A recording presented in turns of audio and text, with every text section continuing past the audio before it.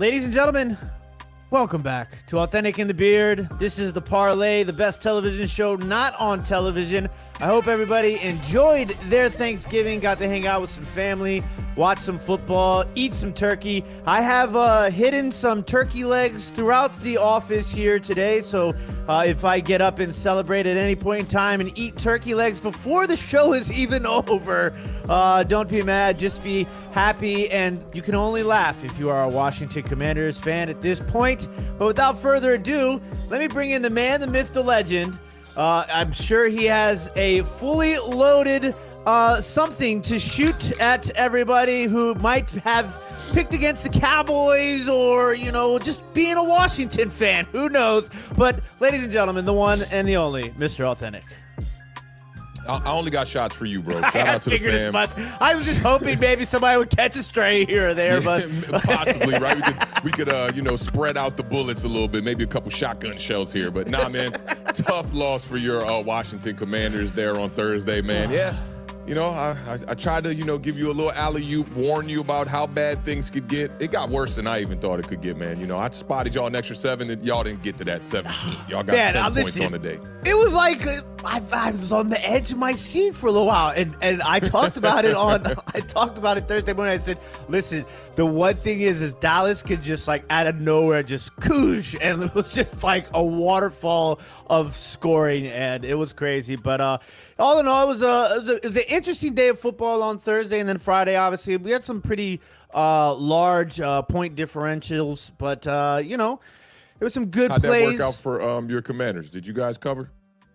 Oh, no, it didn't even get close. Oh, no. Did not even get close. I mean, they were literally eating turkey legs in the end zone. It didn't even get flagged for it. Yeah, out of all wild. the flags that people get for celebrating, but eating turkey out of the Salvation Army thing is A-okay for Dallas. But congratulations to all of our Dallas Cowboy viewers. Good. It was a good game for you guys, and I'm always happy. I can sense the bitterness when all of our viewers are happy. But we are going to run through some fantasy questions. If you guys are in the chat right now, whether you're watching on Facebook, Twitch, Twitter, and of course right here on YouTube, don't forget to drop those questions in the chat. We will answer them as we go throughout the show. We're also going to pick each and every single remaining game on the schedule for the week, as well as going through our top position plays for each and every offensive position. But we're going to go ahead and start things off with some people that kind of like me, sitting on the bench here on this Sunday. Let's go with the our picks for sitting this week.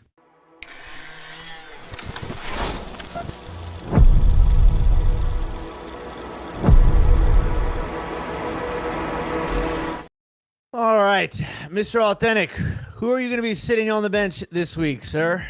You're not going to like a couple of these players. I'm going to just keep it funky with you. One of them I definitely think you're going to agree with. I'll start with that player. I'm sitting Kenny Pickett versus the Bengals. I know it's kind of looking like an alley-oop for people. They're trying to find a way. Maybe Kenny Pickett with a new coach after Matt Canada was fired. Pickett was just 15 of 28 for 106 yards in Week 11. That is not a good look. Me and The Beard talked about this on the last episode. He's got just 6 touchdowns on the year. He's sitting on my bench this week. I got Kyle Pitts on the bench this week too, man. Just 1 touchdown all year. Has had 4 straight games with exactly 5 targets. I don't know what it is, but he seems to be only getting 5 targets a game over there. Has 3 receptions in 3 of those 4 games where he's had 5 targets. Breached 50 yards just 1 time during that stretch, and that was the 1 time that he actually had 1 over 5 targets. So I'm definitely putting Kyle Pitts on the bench 1 time. I got Dameon Pierce on the bench this week as well, and you might be wondering, he's just coming back off an injury. Return to practice this week. I think it's a little bit too early. Y'all know how I like to do over here at Awthentik and The Beard, man. You got to show and prove before I put you in the starting lineup. Dameon Pierce is on the bench. Jumping in there with a team that's definitely been a little bit hot here with the Houston Texans. And I added a 4th player this week for The Beard, man. I got Gardner Minshew on the bench this week versus the Bucs.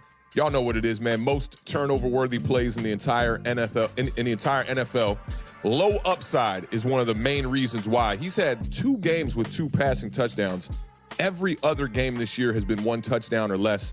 Were they back-to-back games, though? No, it wasn't back-to-back games.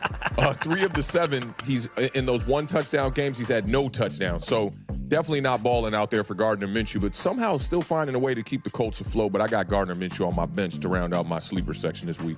All right, so some guys I'm sitting on the bench. Hunter Henry, who at one point, everybody kind of thought he was going to be the next big, maybe not the next big thing, but a good addition in New England. It just hasn't worked out for them with Hunter Henry. But, he's going up against the New York Giants, and I wanted to throw this out there. New York Giants, over the last 5 weeks, have allowed the 5th fewest fantasy points to tight ends in PPR formats. So Hunter Henry is the guy you probably want to put on your bench if you already don't have him on your bench. Now, up next, I'm going to go with 2 running backs from the same backfield. And I see somebody in the chat already asking about one of these running backs. I'm sitting my guy, Chuba Hubbard and Miles Sanders. It has been a little bit of a rough go for everybody in a Carolina Panthers uniform outside of Adam Thielen as far as fantasy goes. Okay, and Chuba has looked good when he's been by himself. Miles Sanders looked good in the first couple of weeks, but since he's been injured, just hasn't really worked out. And when you have both of them healthy, they're basically at a 50-50 split, which already kills you in fantasy with those running backs. It's tough to have a guy who's doing a 50-50 split in your starting lineup and relying on him. They go towards Hubbard over Miles Sanders, I noticed too. There was a couple games that were only had 3-4 attempts. Exactly. And then last week, it kind of started steering more towards that 50-50 split. And they're going up against Tennessee, who has the 4th best run defense, when you're looking at DVOA. So it's going to be a tough sled, I think, for the Carolina Panthers backfield today. I would stay away from Chuba Hubbard. And I would stay away from Miles Sanders. Shout out to Big Dog Status says, we sitting Mahomes this week? I don't know, man. I don't think we're sitting Mahomes this week. Never that. We're gonna go ahead and get to some of your questions here in the chat. We're gonna start off with the person who has the first question every single Sunday. Big shout out to our guy Juan Pena in the building. Says, who for my flex spot? James Conner, Josh Downs, Kareem Hunt, Zach Moss, Jacoby Myers, or Amari Cooper. So you can only choose one of all of these guys. And there's a couple of guys in there that I like. I like James Conner. I like Kareem Hunt as a sleeper. I like Amari Cooper, even though I may not come across as liking Amari Cooper throughout my stint here at the Parlay. But I am going to go the guy who probably Awthentik will not be going with, due to him being in his sleeper section of Gardner Minshew. I'm going to go with Josh Downs. I like Josh Downs. I think he produces. I think that game's going to be a lot funner than most people think it's going to be. I don't think it's going to be kind of sloppy. I'm sure there'll be sloppy moments, but I like that the pace of that game, I think, is going to be nice. I'm going to go with Josh Downs in my flex out of all those guys. This one is definitely a little bit tough. So I'd rule out Zach Moss. He just hasn't been getting the touches since Taylor's been back in the lineup. I'm leaning towards Amari Cooper. I like your Josh Downs pick a little bit there. I do. James Conner, I'm ruling out. He hasn't scored a touchdown in a while here. Let me see what James Conner. 1, 2, 3, 4 straight games he hasn't scored a touchdown. He is coming back off an injury just last week, though, I believe. 2 weeks ago. Give me Amari Cooper. I'm going Amari Cooper. Yeah. Not mad at that. I think Broncos, they're either going to be struggling on defense or to be a close game down the stretch like the Browns have done. And they've proven they can score points with whoever's playing quarterback over there. So I'm going Amari Cooper. The Browns are 7-3. How? Yeah. How? Defense. Something that Washington is not doing very much of this season. But moving on to the next question, Mr. Juan Pena, Derrick Henry, Keaton Mitchell, Josh Downs, Deontay Johnson, Algier, Shakir, or Freeman. So I guess we're picking one of these guys. Yeah. Shakir had the big touchdown last week. My cat is in here doing craziness. I don't know what he jumped on just now. I'm going Derrick Henry. I'm going Derrick Henry all day. I love the matchup. I know it's been tough for Derrick Henry, but I can't get away from Derrick Henry if I'm looking at all of these other people. I mean, Derrick Henry has to score more points than all of them, right? Yeah, and I think he's the safest bet as well. Keaton Mitchell's had some big games. I think last week he didn't have a big game, though, finally. Deontay Johnson, quarterback situation there. Shakir had the big 80-yard touchdown last week, too. But I think you gotta stick with Derrick Henry. Safe bet. Up next, our guy, C-Bands never stay lacking 45. Says Najee or Chuba. For me, it's listen. I'm for those of you who are keeping receipts. I want to just make sure everybody remembers while I was talking way back about Jaylen Warren being the number one guy in Pittsburgh over Najee. But Najee still puts together some quietly decent games recently. He's just so touchdown dependent. I'm going to go Najee just because I do not like what Carolina is going to be going up against.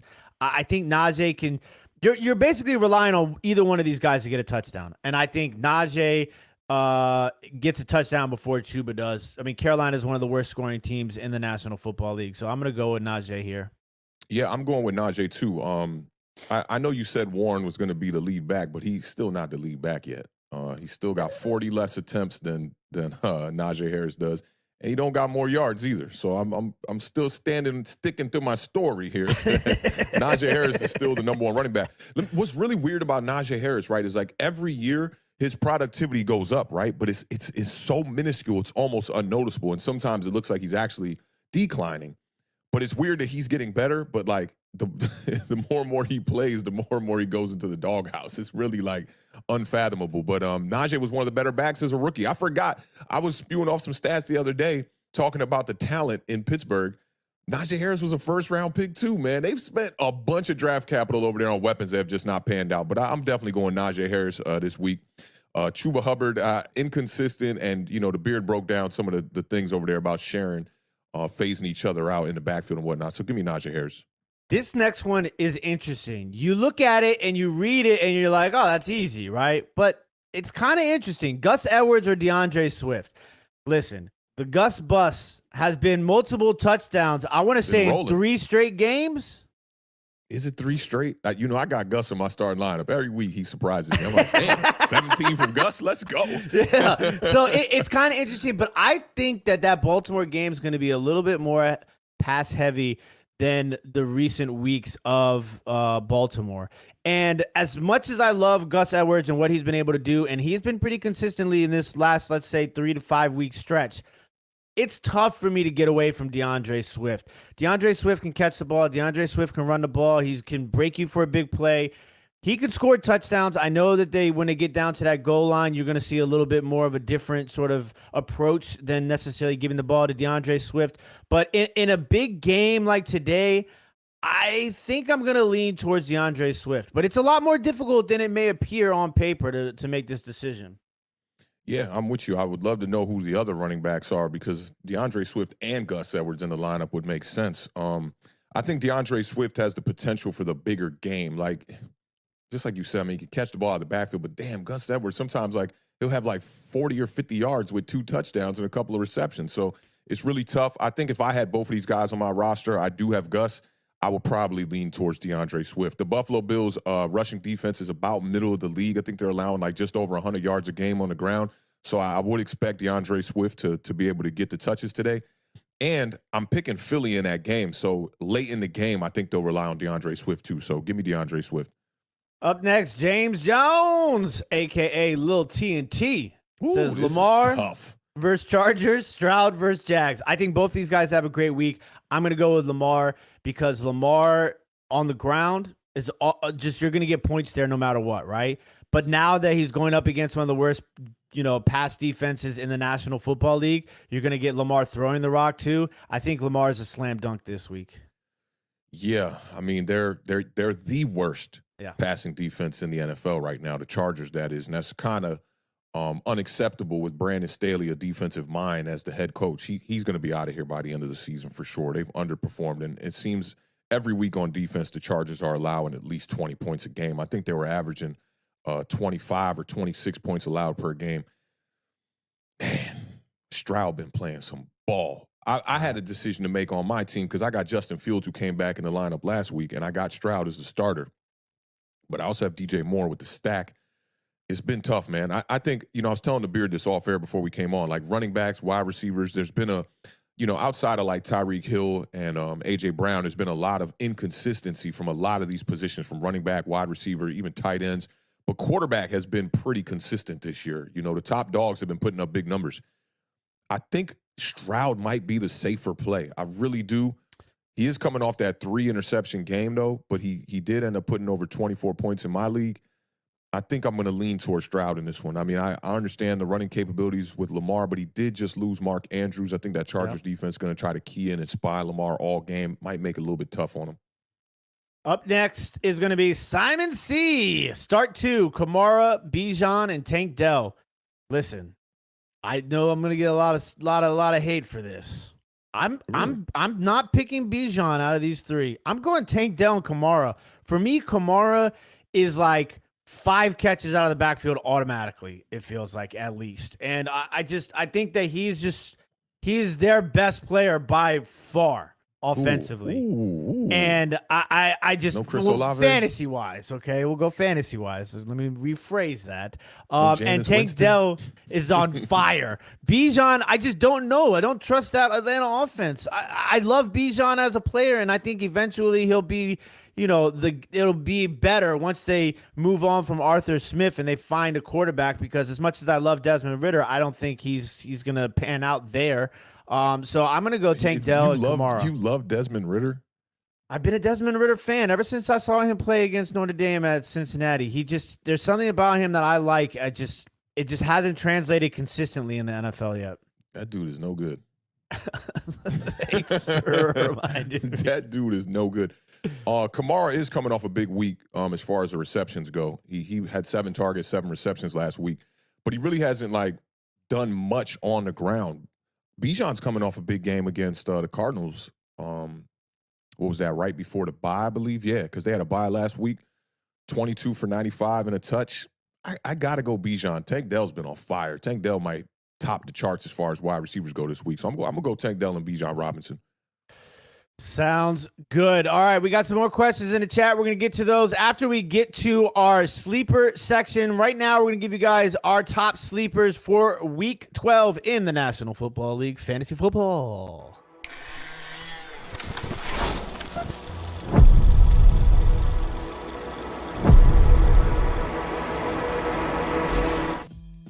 All right, ladies and gentlemen. Sleep. I ain't been sleeping too good since Thanksgiving. I had that good Thanksgiving coma sleep, but I was telling Awthentik before we went live, I did my back. This doctor said you got a bacchiotomy. Yeah, I need one. So I've been having some back issues, and it's been affecting my sleep. What the hell is a bacchiotomy? I don't know, but I hope it's covered under my Obamacare. All right, here are my sleepers for this week. David Njoku at the tight end position. I'm about to give y'all, listen, I went over to Awthentik's house, and I opened up the freezer, I took out some nuggets, I put it in my backpack, and I came back home, okay? Because I'm about to give y'all some Njoku nuggets, all right? Here we go. Ladies and gentlemen, he has 15 targets last week. That's at the crazy. tight end position, 15 targets. Okay, so obviously one of the backup quarterbacks. I talk about this every single year, week, day. Backup quarterbacks love their tight ends, okay? So David Njoku, 15 targets last week. Now listen to this, okay? Denver allows league high 72 yards and 6.3 receptions to tight ends per a game. And per a game. Let's get them.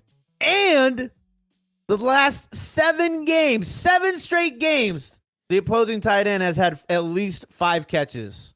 That's like, against Denver. Kickers made the kick 5 straight games. He hasn't missed one. It's up. It's wide. Oh, no. So I love David Njoku today against the Denver Broncos.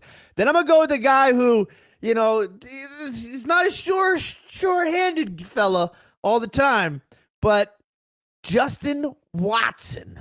Oh, okay? man. Yo, we're that going boy with was struggling Justin last week. Watson. All right. No Mecole Hardman. No Kadarius Toney. Now you're like, Kadarius okay. Toney ruled out now. Yes. Last I saw, there was no Kadarius Toney. Yeah. Okay. So people will be like, oh, well, it's Kadarius Toney. It's Mecole Hardman. Listen, those are the guys that like take away 1, 2, 3, 4, 5 sort of touches a game. And if you put those two together, it opens up an opportunity for Justin Watson, right? And in Justin Watson's last 2 games, he has run 70% of the offensive routes for the Kansas City Chiefs. Okay. And 24% of the targets in the last 2 games have gone to Justin Watson. He's listed as a wide receiver. I swear, like his first year, he was listed as tight a end. He's tight end. He's listed as a receiver now. Yeah. So Justin Watson is my second sleeper. And my last guy is going to be a guy, you know, Awthentik and I, we talk about kind of being a little skeptical going to guys coming off the IR, right? Kyren Williams. You've been Notre on Dame Kyren Williams. That's why. That's running why. back. Okay, Kyren Williams, Notre Dame running biased, back. Y'all. This one right here, put an asterisk next to this one right here. This dude is biased. Shout out to my running back at Notre Dame, Audric Estime. Remember that name come around draft day, you know, second day, third day. The kid is an absolute machine. I think he had 250 yards on the ground yesterday and like 4 touchdowns. So Audric Estime, keeping an ear out for him. He might be a giant. Shout out to He's a Giant podcast. Yeah, that's my sleeper for the next couple of years here. Kyren Williams, full participant in practice this week. That's one of the things you want to keep your eye out on when you're looking at these guys coming back from IR. I think I messed up with HN when he was coming off of IR, and I played him just because I was like, dude, I gotta play him, right? But he was like a limited participant when he was coming off the IR, and then they ended up sitting him like after a couple of plays in that game, and then he didn't play this week. So Kyren Williams logged full participant in practice all week long, okay? When he plays and he's healthy, he has 88% of the snaps at running back, okay? And 20-plus opportunities. So that's a combination of catches and rushes, okay? And the last game you saw Kyren Williams was against the Arizona Cardinals, who they will be playing this week. And in that game, he had 20 carries for 158 yards and 1 touchdown. So Kyren Williams is my last sleeper of the week. I like that. That's good reasoning for that, too. For me, I'm going Tank Dell, and this is not really necessarily like a real sleeper. I just think Tank Dell is going to be a sleeper as far as being the top guy this week as far as wide receivers go. Set a rookie franchise record with 149 yards receiving last week. His third 100-yard game of the season, some guy named Awthentik cut him from his fantasy team early on because he had no patience. He has 6 touchdowns on the year, had 145 yards receiving and a touchdown in his first game versus Jacksonville. That's going to be a layup for me. I think OBJ versus the Chargers this week. Zay Flowers dealing with a little bit of an injury there. No Joey Bosa to put some pressure on the quarterback as well. 2 touchdowns in his last 3 outings for OBJ as well. So if he can play, he is dealing with a shoulder injury coming into this game. They said he was going to be a game-time decision, and he laughed about it speaking to the media early this week. And I also like the Giants' defense versus the New England Patriots today. Patriots are 31st in scoring. The Giants, they're not better. They're last in the NFL in scoring right now. I think that their defense, though, is a very sneaky play. Patriots offense averaging just over 14 points per game. The Giants have been getting to the ball and finding a way to get takeaways, too. So I think that they'll be able to get you a turnover as well. I'm starting them in the lineup this week. I've been struggling trying to rotate defenses until the Philadelphia Eagles come around later on in the season. I got them stashed on my bench as a little sneaky play as well. But this week, I'm going with the Giants defense versus the Patriots. All right, those are our sleepers. We're going to get to a couple of questions here in the chat before we get to the top position plays this week. Big shout out to Sebastian, says Gus Edwards or Keaton Mitchell. It's a good one, man. Same squad. I'm going Gus bust. Listen, I love Mitchell, but it's just he's so boomer bust. So boomer bust. And you might see more of him in this game, but like they said that we were going to see more of him, and then we didn't see more of him, and then Gus Edwards is just touchdown machine. I got to go with Gus until otherwise. Yeah, I'm with you on that. I'm going Gus as well, but it seems that the Ravens like to test Keaton Mitchell early in the game. You know, late first quarter, early second quarter, they start to ramp it up, see what he can do, and if he is the hot hand, they're going to roll with him. I'd say, you know, keep them both on your roster. Roll with Gus this week. Kind of keep your eye on the percentage of snaps and the percentage of who's getting the runs, who's getting the passes, and then next week you got to make a game time decision. But I think it's Gus right now. I got Gus in my lineup like I talked about. Great point. James Jones, a.k.a. Lil TNT, This is a good one, too. Jalen Warren or James Conner? Give me James Conner. I think, James Conner's not going to have to worry about the split that Jalen Warren is dealing with in Pittsburgh. The only thing that leads me a little, Jalen Warren, is the big play capability and the catching out the backfield. But I think Awthentik brings up a good point. James Conner is probably going to see a bulk of the work over there in comparison to Jalen Warren. So I like James Conner. I'm gonna double down, and I'm going to go James Conner as well. Big shout out to Big Dog Status. Zay Flowers or Devonta Smith? Give me Devonta Smith.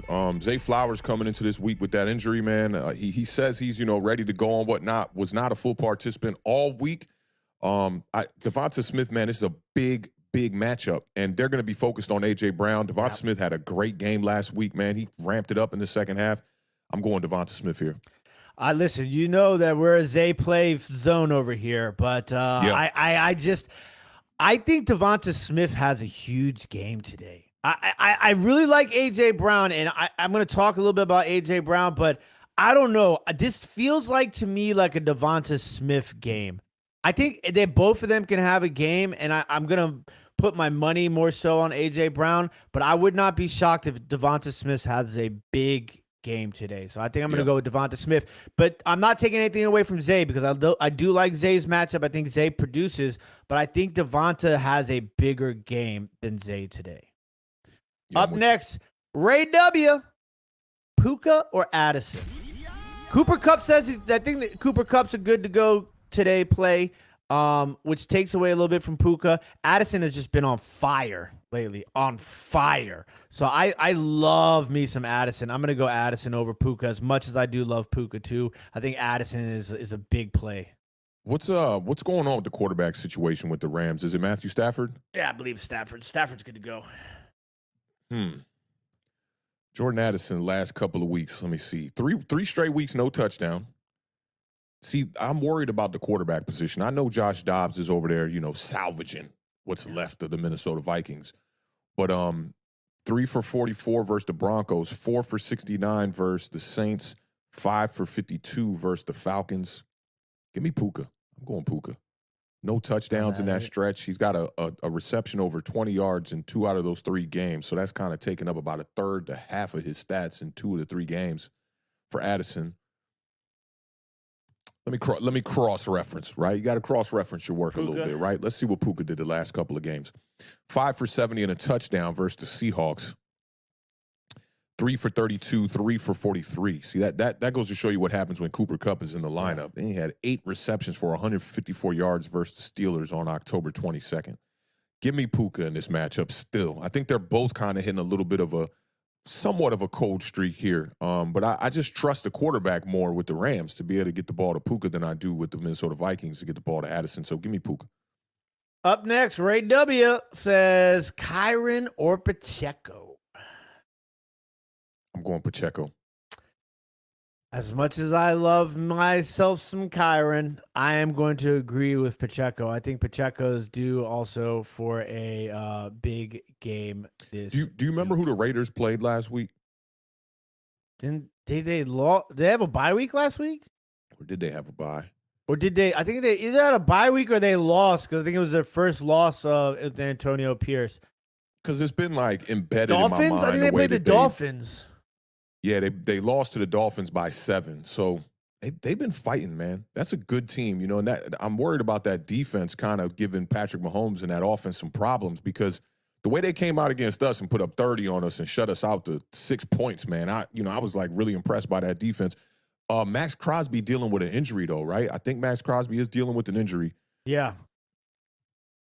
Yeah, I think I go Pacheco because when things are going right, Pacheco gets the ball in Kansas City. When things are going wrong, he gets the ball in Kansas City. So I'm going Pacheco. I'm also going to go Pacheco. Big shout out to King Uzumaki in the building. Okay. All right, this is a non-PPR, okay? And you get 40 for a 40-plus yard touchdown and 100-yard rushing receiving game bonuses. And so I like how he's giving us that information before he gives us the question. Nico Collins or Kyren Williams? Ooh. I'm going to go Nico Collins. I love the matchup today for the Texans. They've owned the Jaguars. They've completely owned the Jaguars. I want to say in the last 11 games, they've won 10 of those games. And that's crazy because the Houston Texans have not been a good team, but they have found ways to beat the Jaguars. I hope I'm not doing what the Beard did earlier with the field goals, and then here comes the Texans putting up a dud. I'm going with Nico Collins. This is tough for me because of the PPR. Notre Dame ties. Well, yeah, I have Notre Dame ties, Houston Texan ties. What am I going to do here, Mm-hmm. But so I'm looking at it like this. 40-yard touchdown, who's more likely to have a 40-yard touchdown? I think we can agree Nico, right? Yeah. Okay, who's more likely to have 100 yards? Nico or Kyron? I'll give him an equal split on that. I think there's going to be more scoring in that Houston Texans Jacksonville game, which is going to push me to Nico. I'm going to go Nico Collins. I'm going to go Nico Collins. And then the last one before we get into our position plays of the week, Jordan says standard scoring. Kill two maybe. Kill two. My I, L, and T were like all just look like one T line coming just across mushed it. up, right? Standard scoring, I need one. Kareem Hunt, Ezekiel Elliott, or Njoku. I know it's standard scoring, damn it, but I'm going Njoku. What makes you stay away from Kareem Hunt? Is it the split Jerome carries Ford? with Ford? Yeah. Yeah, I like Kareem Hunt, and I talked about it earlier in the other question, and I have him on one of my teams. Tough. But Zeke Elliott, I can't take anybody from the New England Patriots, except for Demario Douglas. He's the only person I will play in the New England Patriots. I wouldn't even play him, but I'm with you. I hear you. And sure. With Kareem Hunt and Njoku, you're talking about the same team. It is standard scoring, so it's not PPR. Right. So now and you're I know looking you at talked touchdown. a lot about the targets, for Njoku. So yeah, that takes that out. The targets mean and all those catches mean nothing. Right. And Njoku's only got 2 touchdowns on the year. They came Hunt. 3 and 4 weeks ago. I think I'm leaning towards Kareem Hunt because, goal line touches. I mean, I know he's not like a goal line back, but he does get more of the touches there. Look, man, dude, you got to go Kareem Hunt. You have to go Kareem Hunt. So since they implemented Kareem Hunt in the lineup, like around October 15th, where he really started getting, double-digit carries, let's say, because he started off the year, he had 2 5-carry games against the Titans and the Ravens. He didn't score a touchdown. He had 5 straight weeks with the touchdown there where they gave him double-digit carries. He's not getting the yards definitely by no means not getting the yards. But he had a touchdown versus the Niners October 15th, and from that point, he had 2 touchdowns versus the Colts, a touchdown against the Seahawks, a touchdown against the Cardinals, and a touchdown against the Ravens. His streak got stopped against the Steelers last week, which we know that's a really good defense. Yeah, exactly. I'm going Kareem Hunt. Yeah. I'm going to go Kareem Hunt too. Standard scoring, it makes sense. The way that they break down the touchdowns. If it was PPR, I'd probably lean towards Njoku, but we're going to go Kareem Hunt. I like that's a good way of talking that out. All right, ladies and gentlemen, we're going to move into our top position plays of the week. We are going to start with the quarterback position. Top quarterback plays this week in the NFL fantasy football.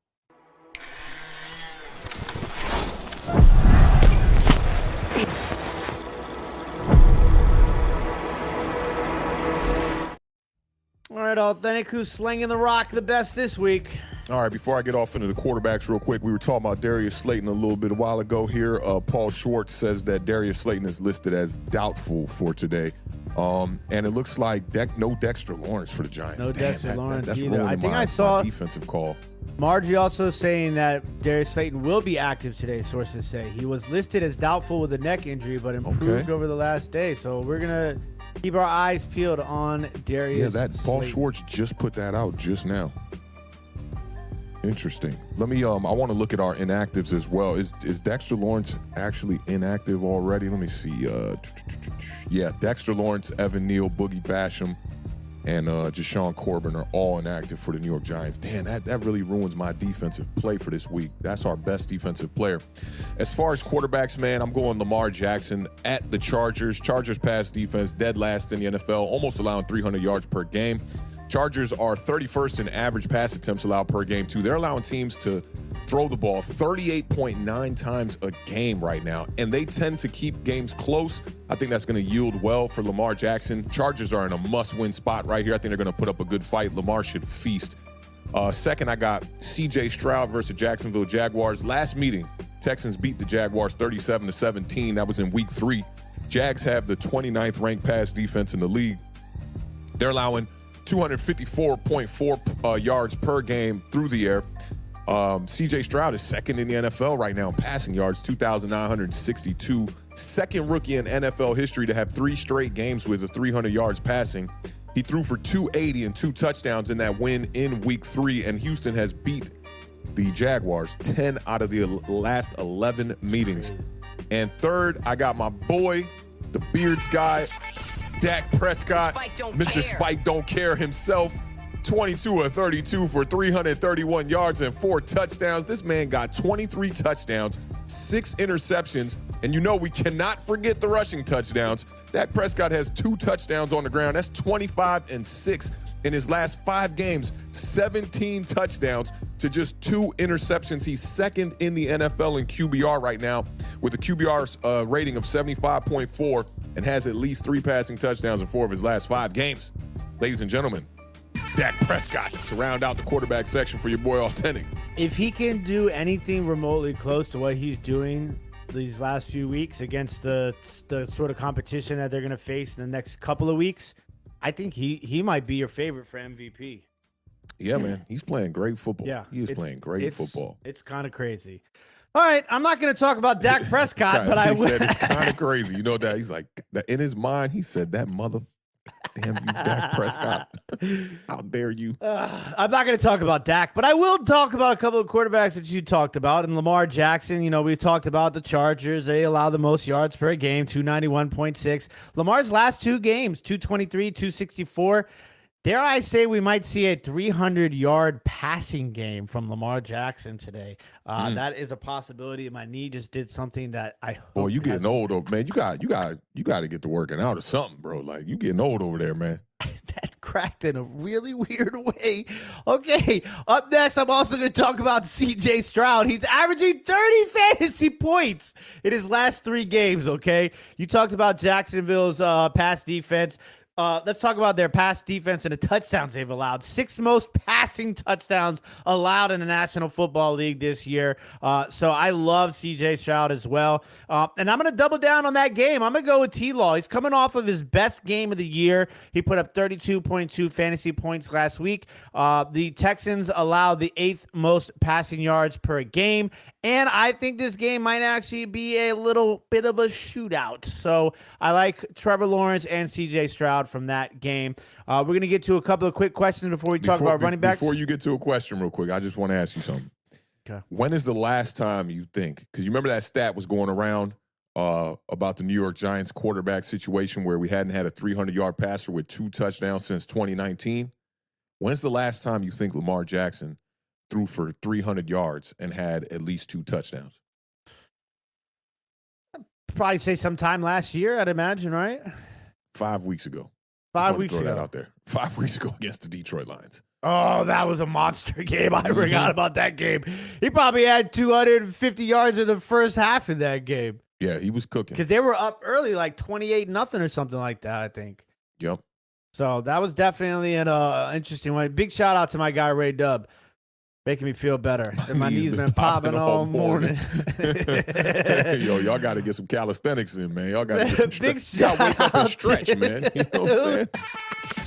Lexo24 with the 1999 saying super chat says DJ Moore or Olave. Sorry, just joined. Ooh, that's tough. I'm going DJ Moore. DJ Moore. Listen, yeah, Justin Fields back in the lineup. DJ Moore's a different player, and Fields definitely does not neglect him. He always targets him. He gets a ton of targets. Last week, I think he had 8 targets in that game, and finally getting back on track. You know, pushed almost 100 yards in that game with Justin Fields back in the lineup. I'm struggling with trying to figure out if I want to go Justin Fields, DJ Moore stack over C.J. Stroud at my starting quarterback position, but I think DJ Moore absolutely. I think Olave is probably one of the biggest fantasy letdowns this entire year. Yeah, he's got to be up there. Him, Drake London, like those, and Jahan Dotson, all 3 of those guys, same draft class. See, but like the other 2 that you named, right? They weren't like, Chris Olave was like, I'm a number 1.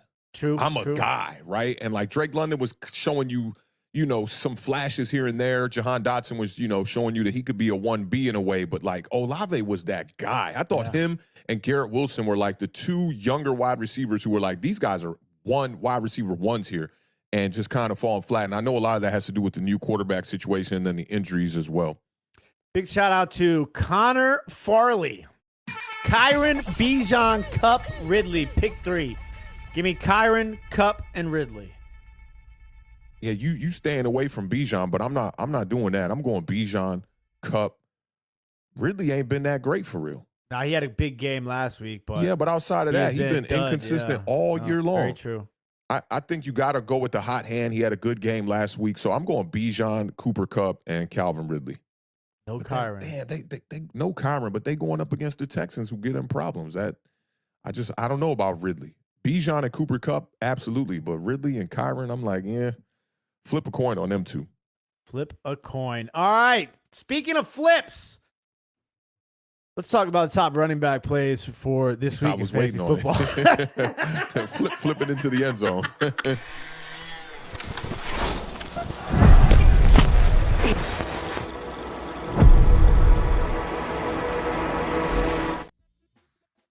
Have you ever done a flip? You've never done a flip, right? In football or in real life? Anything. Yeah, I've done some flips for sure. I don't like doing flips. I remember when I see people flipping off the dive board at the pool, I was like, y'all trying to end up on America's Funniest Home Videos or some shit. I'm not dealing with that. But we used to flip on mattresses and all that. I remember in the back of Glen Haven, they had a mattress back there. We used to like jump off the railing and do flips and whatnot. But yeah, as of lately, nah, definitely not doing no flips. I've never physically put my body into a flip before.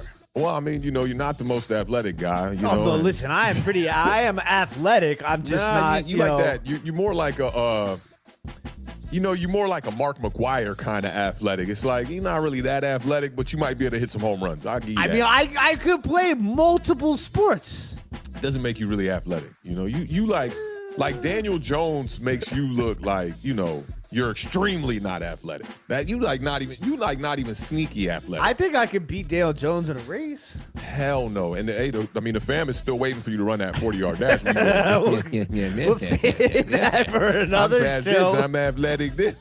All right, my top running back plays for the week.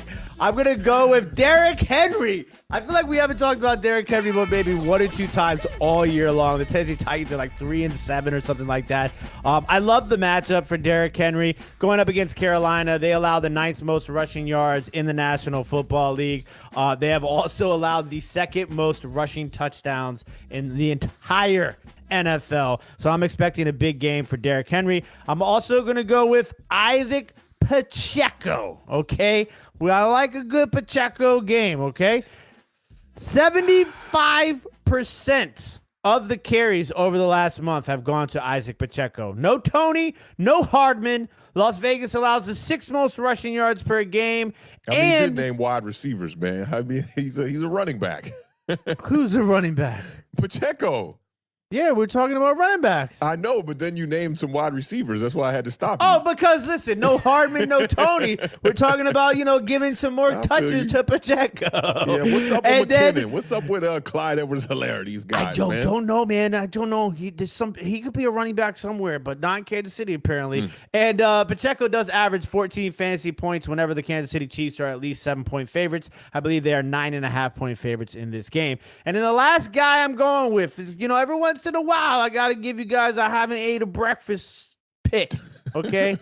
So I'm going with my gut. I think Travis Etienne has a big breakout game. He's had a couple of rough weeks. I really expect Etienne to have a nice sort of mixture of pass catching and running the ball, maybe one big breakout play. If you guys haven't noticed, I'm really putting a lot of emphasis on this Texans-Jaguars game. I think that's going to be a really good game. Texans-Jaguars, Ravens, Chargers. I think those are going to be some of the better games that we see today. And that rounds out my running backs. Yeah, Pacheco with all those high knees, he's been doing two-a-days and whatnot, running through the ropes and whatnot. He's got 2 100-yard games on the year. Outside of that, he only has 1 game where he breached 70 yards.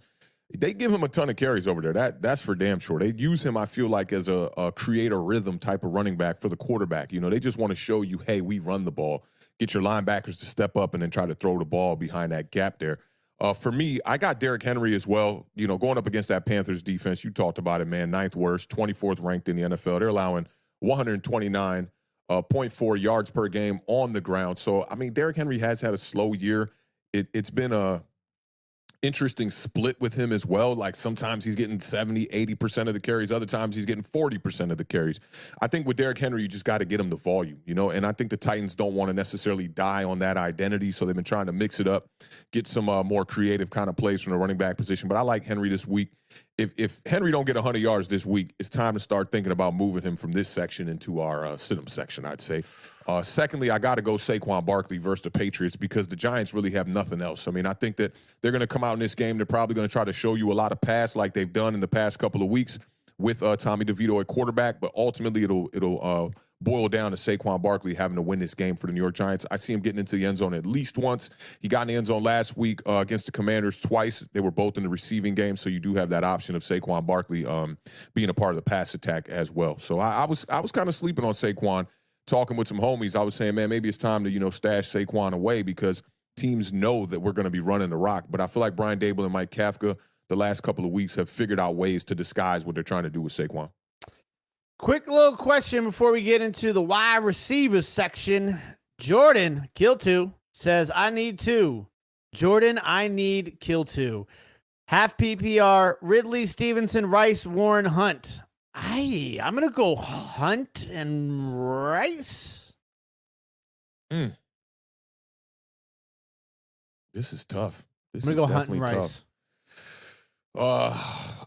I do like the way Rice has been playing. I think he had a slow week last week, but leading up to that, he's been playing really good. They're playing the Raiders. Yeah, give me Rice. Give me Kareem Hunt. I like that. And if it's not Rice, I think I would lean towards Ridley. It's a tough one. Definitely. It is a tough one. A lot one. of even kind of keel players, all B tier a little bit there.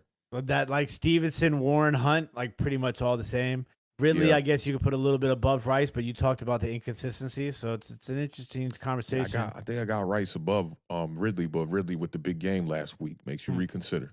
All right, ladies and gentlemen, let's talk about the top wide receiver position plays this week in the National Football League Fantasy Football.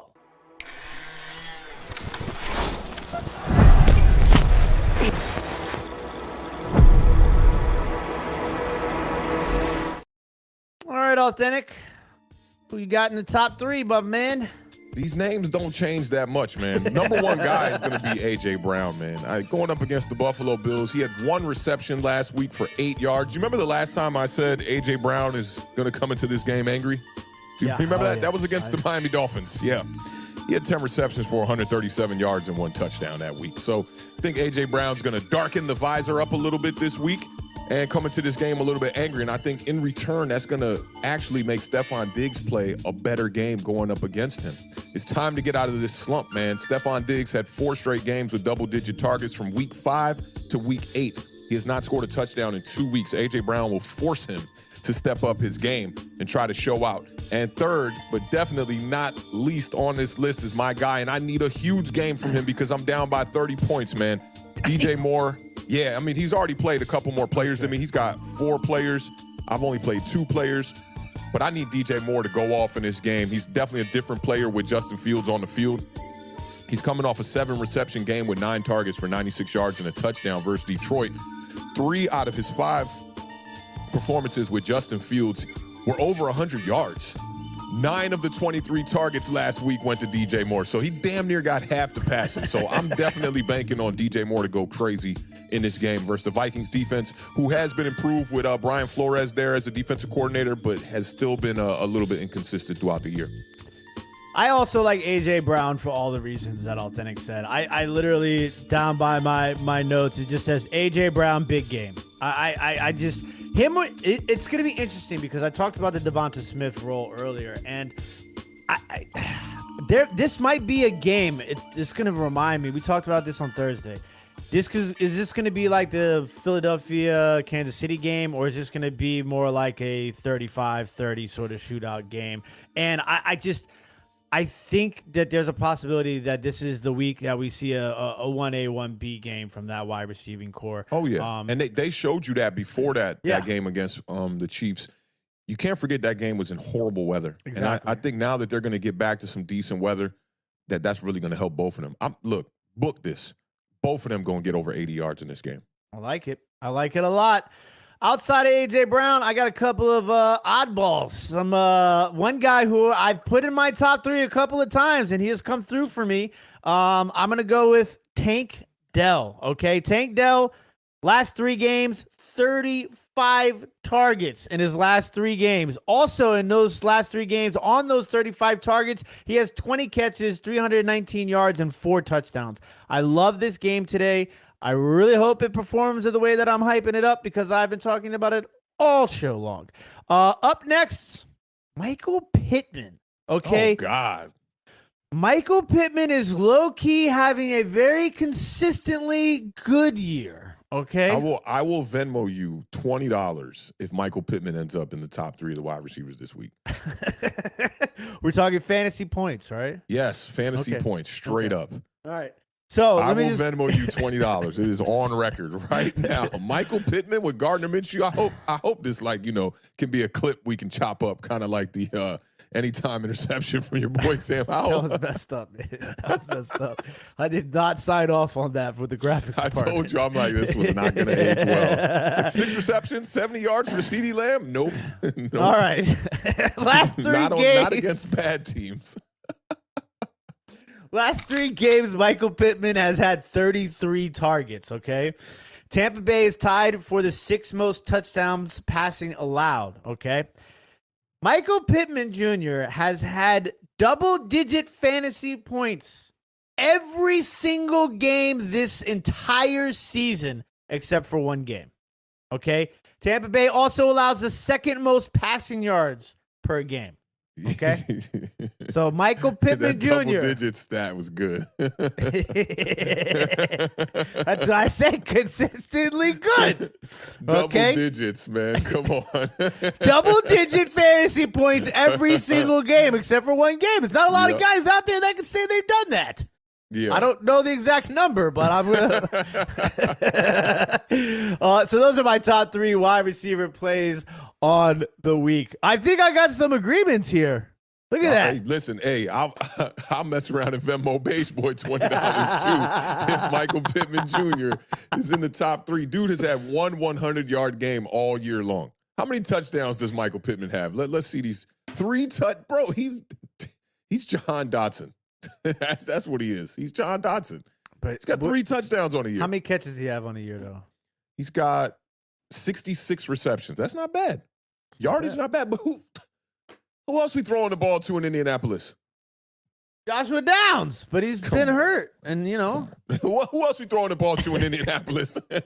They got a wide receiver there. Tight end there. I can't remember his name. He's kind of they had Jelani Woods, but I think he ended up getting hurt, and then they had I forget who filled in for him. Last year was Mo Alley Cox. I don't think it was Mo Alley Cox this year though. He's been around every once in a while. You get a Mo Alley Cox. They got Alec Pierce, the last of a dying breed at the Caucasian wide receiver position one time. I just sold an autographed Alec Pierce rookie card like 2 days ago. What'd you get? I'm sure you got a high dollar for that, right? $15. I pulled it out of a bargain box. I paid like $1 something for it. Hey, that's a come up, man. Good ratios right there. Shout out Alec Pierce, man. Appreciate that, bud.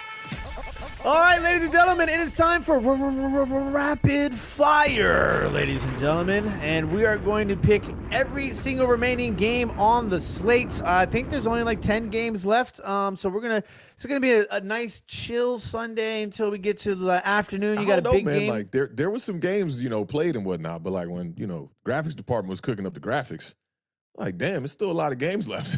I mean, listen, when the banner department was working on the banners, I was like, man, I thought this was like there was going to be a little bit less games, and then it's going to be an easy week for the team here. All right, ladies and gentlemen, let's go to the first game, and we're going to be talking about the Tampa Bay Buccaneers. They are 4-6. They are headed up to Annapolis to face the Colts, who are 5-5. Colts, 2.5-point favorites. Over under 45.5. Kickoff is at 1:00 p.m. Eastern Standard Time. Authentic, tell me what you got. this is going to be a tough game. I mean, 2.5, Indy is at home. I mean, Taylor has not been playing like really good football. He's been all right, you know what I'm saying? Taking all these carries away from my guy, Zach Moss, just sitting on the bench, not getting nothing done. I don't want to commit to cutting him. I really think they should give Moss some more carries over there. The split is not even, as I would like to say here. But I'm going to go with the Tampa Bay Buccaneers, man. I think they're going to bounce back, get a victory here. A little bit of Tampa Baker Buccaneers here one time. Give me the Bucs to win this one. I think we're going to go under the 45.5. Baker Mayfield might be a sleeper pick at the quarterback position this week. Just gonna throw that out there. That's a good point.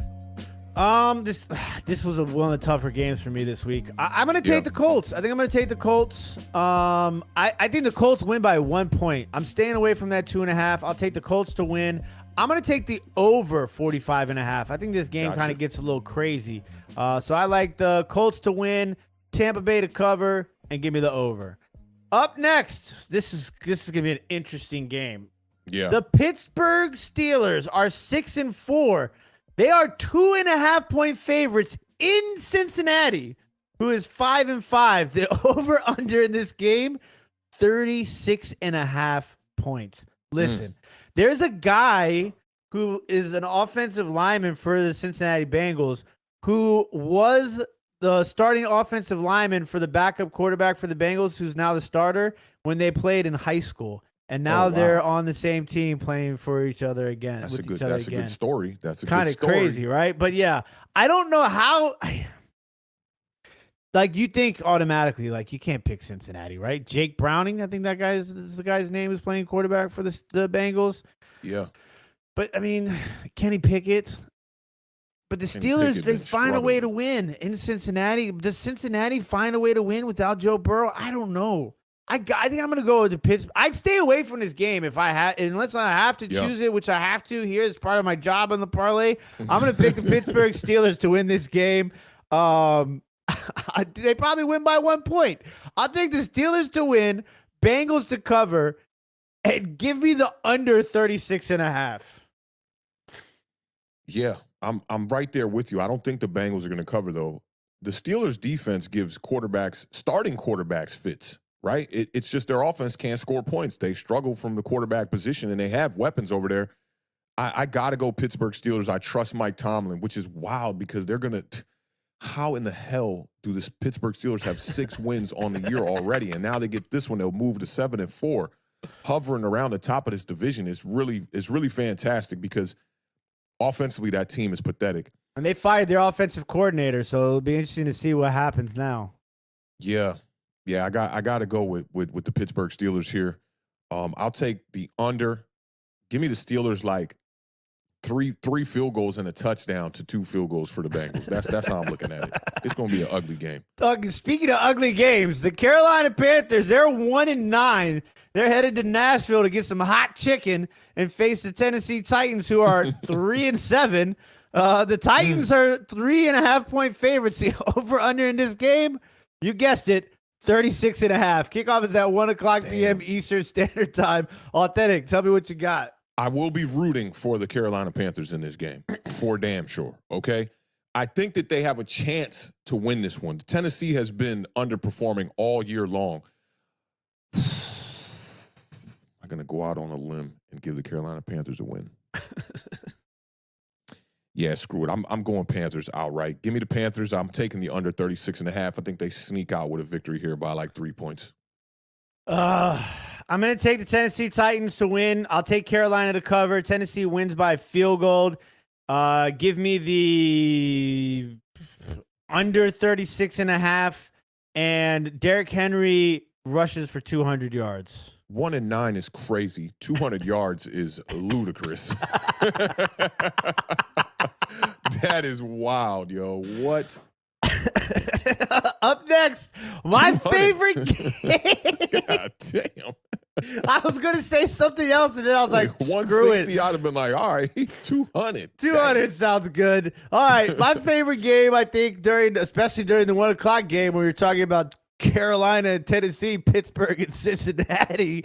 Give me the Jacksonville Jaguars, who are 7-3. They're 1.5 point favorites in H-Town. The Texans 6-4. The over-under in this game is a more respectable NFL-like 47.5. Kickoff is at 1 o'clock p.m. Eastern Standard Time. Authentic, tell me what you got.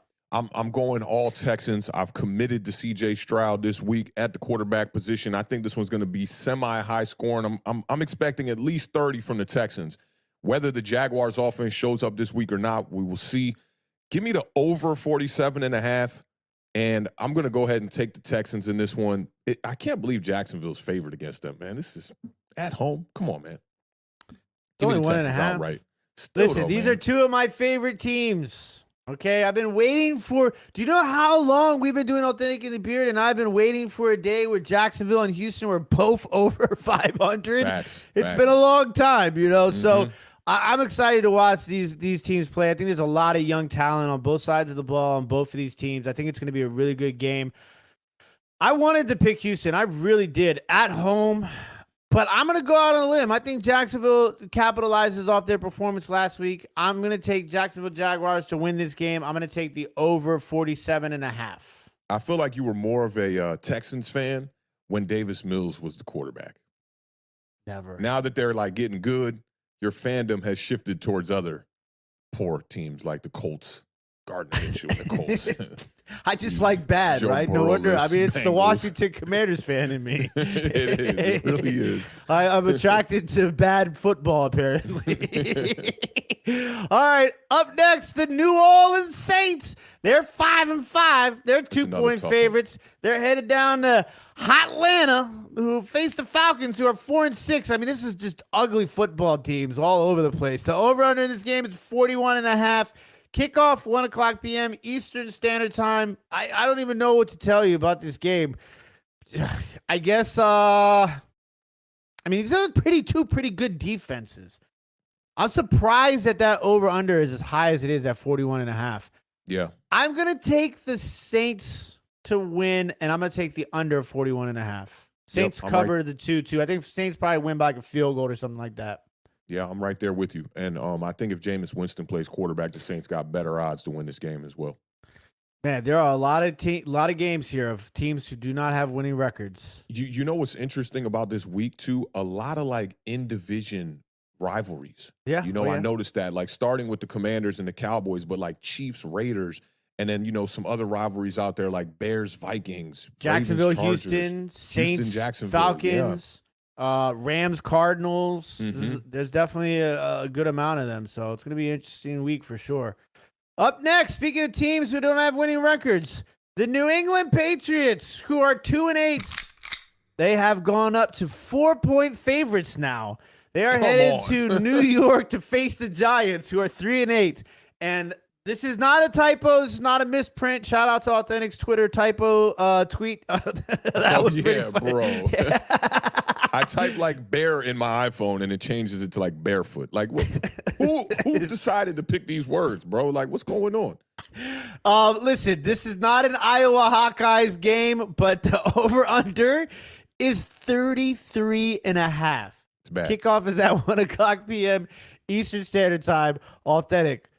Tell the people what you got. We get into that over. We definitely get into that over. Yes, we are definitely going to get there. They're sleeping on Tommy DeVito on what he can do offensively here. You cannot forget we still got Saquon Barkley on the field. I think that the Giants are going to score about 20 in this game, and the Patriots are going to have to try to keep up, man. So I think we'll get over that 33. Give me 21-13. Give me 21-13 right there. New York Giants. We're going to win this game. Patriots, I don't think are as good of a team as the Giants. The only way the Patriots win this game is if Tommy DeVito goes out there, shits the bed, and turns the ball over more than once in this game. I have not been right about a lot of things this year. I'm going to be perfectly honest with you guys from the very first show of season 5. It's been bad. It's been bad. But I've had your fantasy team, I'm going to leave the record anonymous. But if the people in the chat knew your fantasy record, they would not be up here taking advice from me or you. I ran into the toughest schedule in fantasy football history. The buzzsaw. The buzzsaw, yeah. The buzzsaw has been, it's been chomping at the bit. We worked on the crib and we left the buzzsaw on outside all night. The buzzsaw been cranking. I'm telling you. Big shout out to Margie, our very own Authentic and the Beard sideline reporter and NFL awesome. insider. Says the rain will hold off until after the Giants game is over. However, it will rain in Philly for the Buffalo game late afternoon. Cold, nasty you see, rain. That might ruin my AJ Brown. I got on the visor. I'm angry take. I was gonna take the under in this game, but Authentic kind of convinced me. What I was gonna say was one of the things I've been right about is how horrible the Patriots were gonna be this year. I talked to Authentic about this before we even went live when we were going over records. I said the Patriots are gonna stink. Patriots are gonna stink, and they stink. I'm gonna take the Giants to win this game, man. Giants win. I'll just go ahead and go out on a limb. I don't 21-13. That's literally 34 points. Feel the rhythm. Feel the ride. All right, we'll go with the over. We'll go with the over in respects of cool runnings. Up next, another game. Two teams without winning records. The Los Angeles Rams are 4-6. They're headed to Arizona to face the Cardinals, who are 2-9. The Cardinals are 3-point favorites. The over-under in this game is 45.5. Kickoff is at 4:05 p.m. Eastern Standard Time. I will take the... Come on, man. I'm taking the Cardinals to cover, bro. The Cardinals to win? I'm going over 45.5. Cardinals win and cover. Cardinals win. Cardinals cover. Give me the over. Up next, the Buffalo Bills. We got teams with winning records. Up next, the Buffalo Bills. The Beard is like, I don't know what he had in his coffee this morning, but he is screaming at us right now. He's like, up next, the Buffalo. Buffalo Bills are 6-5. They're headed to Philadelphia. The Eagles are 9-1. Eagles are 3-point favorites. Yelling at me, dog. Like, dog, you told me. Over under. I know your wife be in that house like, what the hell is going on up there? Over under. He was 48. like, up next.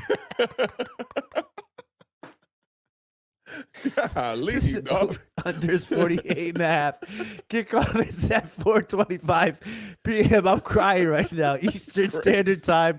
I'm going to take the Philadelphia Eagles to win this game. Yo. And I'm going to take the under. I'm going to take the under on this one. All right, yeah. Yo, hit me. Right. No bull, dog. Page boy. That man was screaming at us like we did him dirty or something. I really want to pick the Bills because, like, this is a must-win type of game for them. But I'm going to stick with who I picked on the Thursday preview show. Eagles are striding. The weather that Marjorie was talking about, I think, does not yield well for the Philadelphia Eagles. I think that could actually help out the Buffalo Bills more. Josh Allen know how to play in them ugly games, ugly weather, snow, rain, all that stuff, dice you on the ground. But I still got to go with the Philadelphia Eagles. Just pending that weather, I'm going to go under the 48.5, man. I'm flip-flopping right now. No more A.J. Brown in the top 3 wide receivers. I'm taking the under, all of that, yo. Don't let the rain scare you, Authentic. Yeah, Don't the let rain it scare definitely you. scaring me right now. I saw them Philadelphia Eagles in the rain last week. They was throwing a bunch of stop routes, wide receiver screens. They was so conservative, man. And I don't think that yields well for a big game offensively for them, but I got to take the Eagles in this one. Up next, the Cleveland Browns are 7-3. They're headed to Denver to face the Broncos, who are 5-5, which is a crazy thing to think about after how horrible they started the season. Yeah. They're 2-point favorites. Their over-under is 36.5. Kickoff is at 4:05 p.m. Eastern Standard Time. Give me the Broncos. Give me the Broncos to cover, and give me the under 36.5. You're definitely right about the Broncos getting back on track here. Sean Payton got Russell Wilson playing some high-level football.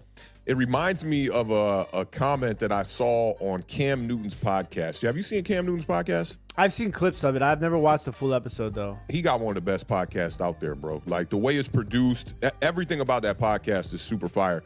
But he talked about this, man.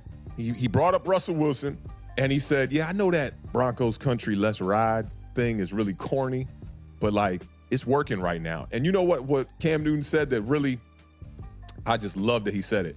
He said, I'm going to keep it funky. And I was like, that's my saying. Cam Newton is saying my saying. He talked about, he was a little bit offended, bro. Like, that he was willing to be a backup quarterback in this league, and not many teams had hit him outside the Carolina Panthers. He said he was offended that the Washington Commanders did not bring him in to not only be a starter, but to even be a backup to help groom Sam Howell, who was a part of Cam Newton's quarterback camp coming out of college and all kind of stuff like that.